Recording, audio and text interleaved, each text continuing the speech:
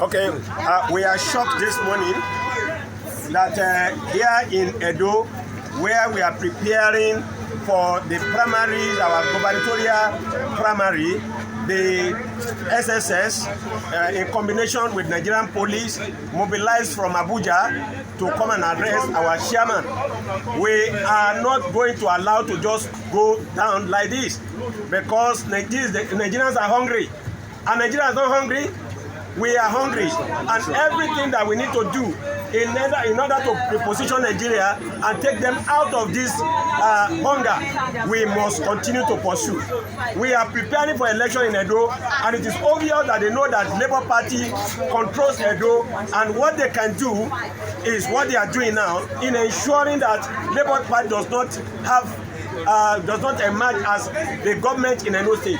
And whether they like it or not, Edo is Labour. Labour is Edo, and we are taking Edo whether they like it or not.